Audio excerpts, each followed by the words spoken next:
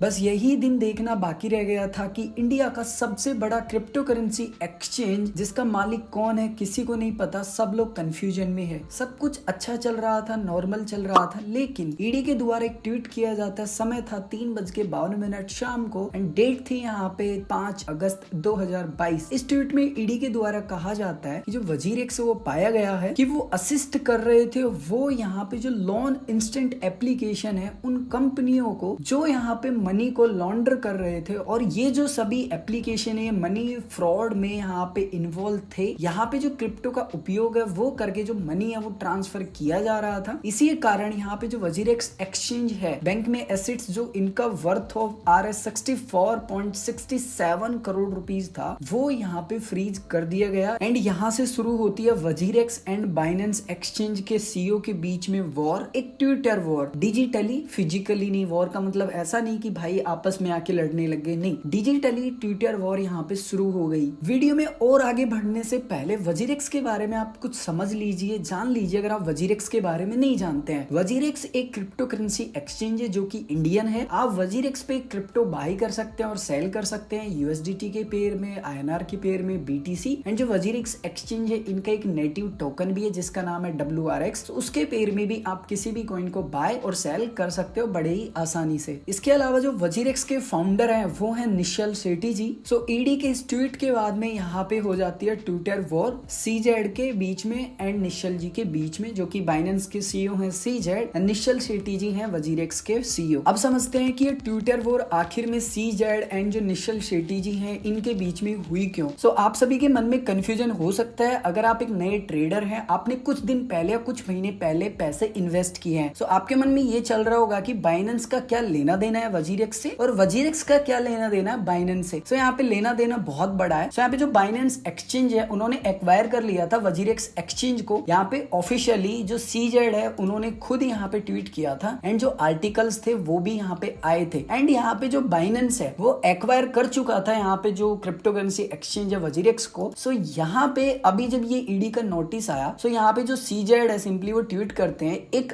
Cube threshold यहाँ पे simply वो डालते हैं एंड यहीं से पूरा जो आप बोल सकते हो कि एक नया चैप्टर है सच का, या आप बोल सकते हो कि ट्विटर वॉर डिजिटली वो यहाँ पे स्टार्ट हो जाती है। सो यहाँ पे सबसे पहले CZ बोलते हैं कि जो बाइनेंस एक्सचेंज है एंड जो वजीरेक्स एक्सचेंज है इसकी जो न्यूज मार्केट में चल रही है या फैल रही है वो एक्चुअल में गलत है। नीचे लिखते हैं कि जो बाइनेंस एक्सचेंज है उन्होंने किसी भी प्रकार से जो इक्विटी है वो यहाँ पे ऑन नहीं कर रखी, यानी कि नहीं ले रखी है जो जेन माई लैब्स है उसके अंदर। अब यहाँ पे सबसे बड़ा जो पॉइंट है वो यहाँ पे CZ ने लिखा है जो कि एक इन्वेस्टर है उसके मन में बहुत ज्यादा डर पैदा करता है कि अब मेरे वजीरेक्स का क्या होगा, जो वजीरेक्स टोकन उन्होंने खरीदे हैं, या वजीरेक्स एक्सचेंज का क्या होगा, क्या चल रहा था इतने दिन से। सो यहाँ पे बोला जाता है कि 21 नवंबर 2019 में बाइनेंस ने पब्लिश किया था एक ब्लॉग, यानी कि ये ट्वीट का बोल सकते हैं, ये इन्होंने खुद भी एक सिंपली जो इनकी वेबसाइट है ब्लॉग वाली वहां पे इन्होंने एक जो न्यूज है सिंपली वो यहाँ पे डाली थी जो बाइनेंस है उसने एक्वायर किया जो इंडियन एक्सचेंज है वजीरेक्स उसको। लेकिन यहाँ पे CZ कहते हैं कि भाई जो बाइनेंस एक्सचेंज है उन्होंने जो पोस्ट किया था वो तो ठीक है एक्वायर करने का, लेकिन यहाँ पे जो ये एक्वायर करने का ट्रांजेक्शन था ये कभी कंप्लीट ही नहीं हुआ, आज तक ये कंप्लीट नहीं हुआ है। मतलब इतने दिन से आप साथ में काम कर रहे थे, इतने सालों से, महीनों से, तब तो आपने कभी भी नहीं बोला, सारा क्रेडिट आप ले जाते थे, कुछ भी अच्छा होता था। और जब आज ईडी में आपका नाम आ रहा है तो आप सिंपली बोल रहे हो कि भाई आप कौन हो। इसके अलावा यहाँ पे बोला जाता है कि जो बाइनेंस है वो ओनली प्रोवाइड करवा रहा है वॉलेट सर्विस एंड जो वजीरेक्स है उसको जो टैक्स सॉल्यूशन सर्विस है सिंपली वो प्रोवाइड करवा रहा है। इसके अलावा यहाँ पे जो ऑफ चेन यहाँ पे ट्रांजेक्शन है ताकि सेव हो जाए यहाँ पे नेटवर्क फीस, वो यहाँ पे इन्होंने इंटीग्रेट किया है या इंट्रोड्यूस किया, आप ये मान सकते हैं। सो इसको मैं आपको एक्सप्लेन कर देता हूँ कि एक्चुअल में क्या होता है और कैसे काम करता है। और फिलहाल वजीरेक्स ने इसको अपने सिस्टम से हटा दिया है। सो मैंने ऑलरेडी एक वीडियो बनाया था। सो यहाँ पे मैंने मेंशन किया था कि आप कैसे यहाँ पे लिंक कर सकते हैं, जैसे कि आप इस वीडियो को देखेंगे। सो यहाँ पे वॉलेट पे मैंने क्लिक किया, उसके बाद में आप ओवरव्यू पे क्लिक करेंगे बेसिकली। सो यहाँ पे जैसे ही मैं ओवरव्यू पे क्लिक करूंगा पेज यहाँ पे होगा रीलोड, और अगर आप यहाँ पे देखेंगे तो यहाँ पे साइड में आपको जो वजीरेक्स का ऑप्शन है सिंपली वो मिलता है। एंड फिलहाल मैंने यहाँ पे जो इनकी वेबसाइट है इसको यहाँ पे ओपन करके रखी है। एंड यहाँ पे अगर मैं जाऊंगा ओवरव्यू में जाऊंगा, ओवरव्यू में जाने के बाद मैं इसको रिफ्रेश कर लेता हूँ। अगर आप साइड में देखेंगे तो यहाँ पे जो वजीरेक्स है उसका नाम आ ही नहीं रहा है। एंड यहाँ पे जो ये वजीरेक्स का नाम है कुछ घंटे पहले यहाँ पे हटाया, जब ये पूरा यहाँ पे ट्विटर वॉर हो गया, ये चल रहा है, उसके बीच में यहाँ पे नाम हटाया। अब यहाँ पे मैं बात कर रहा था कि जो ऑफ चेन डेटा है वो कैसे काम करता है। सो यहाँ पे जैसे आप वजीरेक्स की वेबसाइट पे आएंगे, फंड्स पे आएंगे, तो यहाँ पे ट्रांसफर टू बाइनेंस का ऑप्शन मिलता था। यहाँ से आप बिना फीस किसी भी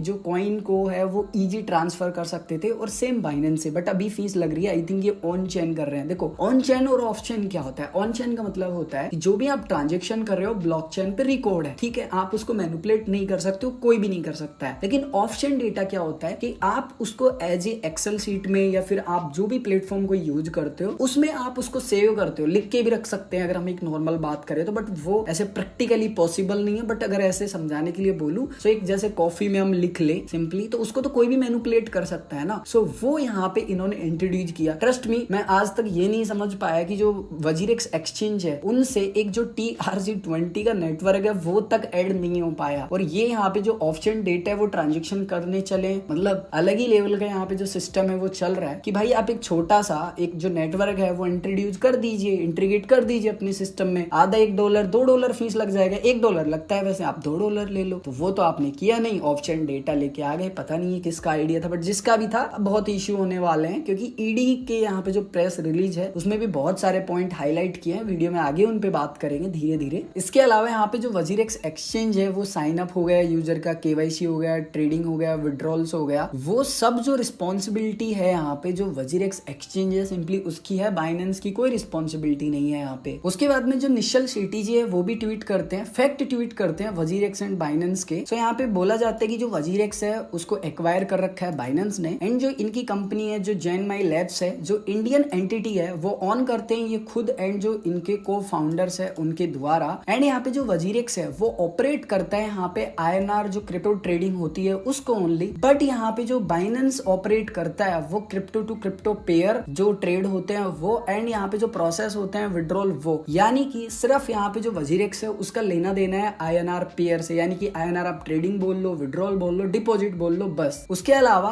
यहाँ पे जो बाइनेंस है वो ऑन करता है वजीरेक्स का डोमेन नेम। सो मैंने इसको क्रॉस वेरीफाई करने के लिए चेक किया, जो हुईज है आप भी चेक कर सकते हैं, वीडियो के डिस्क्रिप्शन में लिंक दे दूंगा। सो यहाँ पे जो रजिस्टर डिटेल है, रजिस्टर कब हुआ, सारी इंफॉर्मेशन मिलेंगी, एंड यहाँ पे कौन इसका मालिक है, सब कुछ। तो जैसे कि यहाँ पे आप देखोगे वजीरेक्स का ये है, यहाँ पे आप रजिस्ट्रेशन जो कॉन्टेक्ट डिटेल अगर वो देखेंगे यहाँ पे आपको मिलेगी। सो सेम टू सेम यहाँ पे जो बाइनेंस है उसके केस में भी मुझे यहाँ पे जो सारी डिटेल है वो मिलती है। सो आप इनको वेरीफाई कर सकते हैं, वीडियो के डिस्क्रिप्शन में आपको लिंक मिल जाएगा। इसके अलावा जो बाइनेंस है उसके पास जो रूट एक्सेस है वो भी अवेलेबल है, AWS जो सर्वर है उनके। उसके अलावा जितने भी क्रिप्टो के एसेट्स हैं सिंपली वो बाइनेंस के पास है, प्रॉफिट्स बाइनेंस के पास है। सो यहाँ पे सीजेड अगेन फिर एक ट्वीट करते हैं निश्चल जी के ट्वीट करने के बाद में, यहाँ पे जो बाइनेंस है वो प्रोवाइड करवाता है वॉलेट सर्विस इन्होंने कहा, एंड जो वजीरेक्स है इसका जो डोमेन नेम है इनके कंट्रोल में इन्होंने एग्री किया। इसके अलावा यहाँ पे बोला जाता है कि जो इनके पास एक्सेस है AWS अकाउंट का वो यहाँ पे शेयर्ड एक्सेस है, यानी कि इनके पास जो रूट एक्सेस है वो यहाँ पे नहीं है। लेकिन यहाँ पे सबसे खतरनाक जो लाइन है सिंपली वो सीजेड लिखते हैं, ट्रस्ट मी कोई इतने बड़े एक्सचेंज का ओनर अगर ऐसे स्टेटमेंट देता है सिंपली तो उसको बच्चा या फिर बचपना नहीं बोला जा सकता। यहाँ पे बोला जाता है कि हम चाहे तो जो वजीरेक्स है उसको कभी भी शट डाउन कर सकते हैं, यानी कि वजीरेक्स को कभी भी बंद कर सकते हैं, लेकिन हम ऐसा करेंगे नहीं। वाह कितनी अच्छी बात है, मतलब पहले आप एक तरीके से धमकी देते हो और फिर बोलते हैं कि हम ऐसा करेंगे नहीं। क्यों नहीं करेंगे? कि भाई जो यूजर्स है वो हर्ट्स हो जाएंगे। हर्ट्स ना हो, हम किसी को हर्ट्स नहीं करना चाहते, हम किसी को दुखी नहीं करना चाहते, ऐसा सीजेड का मानना है। एंड उस ट्वीट के बाद कुछ समय बाद अगेन दोबारा से जो निश्चल शेट्टी जी हैं वो एक ट्वीट करते हैं कि यहाँ पे जो सीजेड है वो खुद यहाँ पे प्रूफ करते हैं, नाम नहीं लिया बट यहाँ पे बोला कि जो सीजेड है वो खुद यहाँ प्रूफ करते हैं कि उनके पास जो वजीरेक्स है उसका कंट्रोल है। सिंपल सी बात है, जैसे कि उन्होंने कहा कि हम वजीरेक्स को बंद कर दे अगर हम चाहे तो, बट करना नहीं चाहते। उसके बाद में अगेन यहाँ पे बोला जाता है कि जो शेयर्ड एक्सेस है वो हमने नहीं दिया है AWS का, हमने जो रूट एक्सेस है सिंपली वो इनको प्रोवाइड करवा रखा है। उसके बाद में जैसे कि इन्होंने कहा कि जो वजीरेक्स का डोमेन ट्रांसफर हुआ उसका कंट्रोल उनके पास, उन्होंने कंफर्म किया, अच्छी बात है। उसके बाद में इस ट्वीट के बाद सीजेड एक ट्वीट करते हैं, यहाँ पे बोला जाता है कि अगर आपका फंड वजीरेक्स पे है तो आप ट्रांसफर कर लीजिए बाइनेंस पे, सिंपल एज दैट। आप ये बोल रहे हो कि वजीरेक्स पे जो आपका पैसा रखा हुआ है वो बाइनेंस पे ट्रांसफर कर लो, एंड शायद इस बीच में कुछ लोगों ने ट्रांसफर कर भी लिया होगा, लेकिन ये दर्शाता है कि सीजेड एक बिजनेसमैन है। सिर्फ इनको कुछ मतलब नहीं है कि हमने पहले क्या किया था और अब हम क्या कर रहे हैं। खुद के जो स्टेटमेंट है उनसे लोग कैसे बदल जाते हैं मुझे कुछ समझ में नहीं आ रहा। एंड इसीलिए बोला जाता है कि अगर आपका पैसा किसी भी सेंट्रलाइज एक्सचेंज पे है तो वो सेफ नहीं है। अगर आपके पास आपकी क्रिप्टो की नहीं है तो आप बोल नहीं सकते हो कि भाई देखो मैंने पैसा इतना इन्वेस्ट कर रखा है। एंड ट्रस्ट मी, ये वजीरेक्स वजीरेक्स को डैमेज कर चुका है। जो इंडियन गवर्नमेंट है उनकी जो नजर है सिंपली उसमें भी ये कहीं ना कहीं इम्पैक्ट करेगा, क्योंकि पहले ही इंडिया में बहुत अच्छे सेंटीमेंट यहाँ पे नहीं है। यहाँ पे जो एक यूजर है वो निश्चल सेठी जी से एक सवाल पूछते हैं कि आप तो सिर्फ ये बताओ, सारी चीजें छोड़ो, सिंपली कि जो पैसा बन रहा है ट्रेडिंग फीस का, जो पैसा बन रहा है वो जो मेजोरिटी पैसा है उसको कौन ऑन करता है, यानी कि ऑनर कौन है। तो यहाँ पे जो निश्चल सेठी जी है वो बोलते हैं कि गुड क्वेश्चन, बहुत अच्छा सवाल है। तो यहाँ पे बोला जाता है कि जो बाइनेंस है वो चार्ज करता है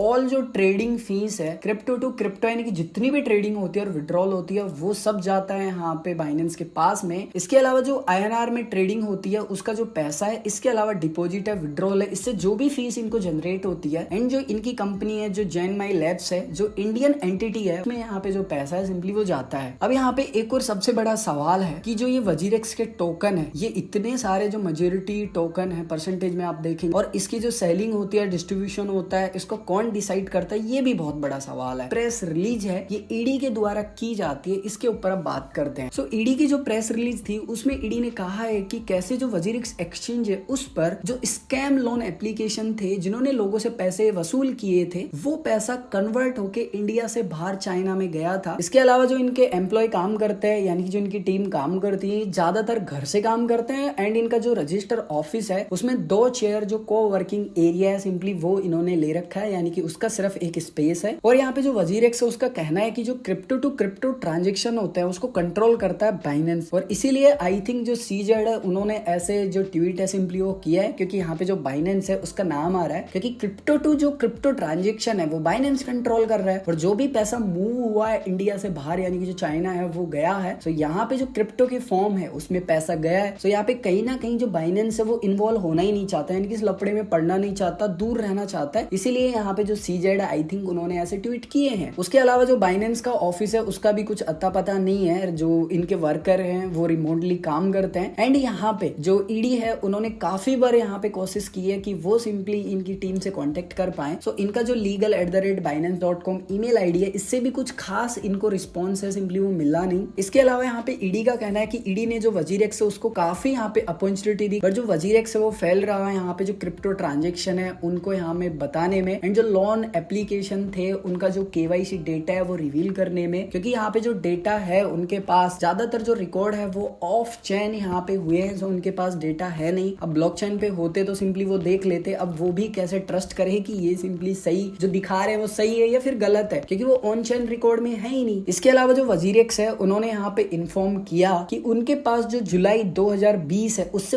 पहले का कोई भी डेटा वजीरेक्स के पास अवेलेबल ही नहीं है, यानी कि क्या एक्सचेंज पे हुआ, कितना बैंक से पैसा ऐड हुआ, किसने कितना बाय किया, नहीं पता। सो एक एक्सचेंज ऐसा स्टेटमेंट देता है अपने आप में बहुत बड़ी बात। एज ए यूजर अब हमको क्या करना चाहिए, क्या वजीरेक्स पे रखना चाहिए फंड या बाइनेंस पे रखना चाहिए, वो टोटली डिपेंड आप पे करता है। बट मैं तो सजेस्ट करूंगा क्या तो हार्डवेयर वॉलेट ले लो, क्योंकि जब तक समय सही होता है सारी चीजें सही होती है, और समय जब खराब हो जाता है तो सारी चीजें खराब हो जाती है। सो वो आपको डिसीजन लेना है। उम्मीद करता हूँ कि आपको वीडियो अच्छा लगा होगा। अगर आपने वीडियो यहाँ तक देखा है तो मुझे कमेंट करके बताओ कि आप सभी को वीडियो कैसा लगा। मैं मिलूंगा एक और ऐसे ही इंटरेस्टिंग वीडियो में।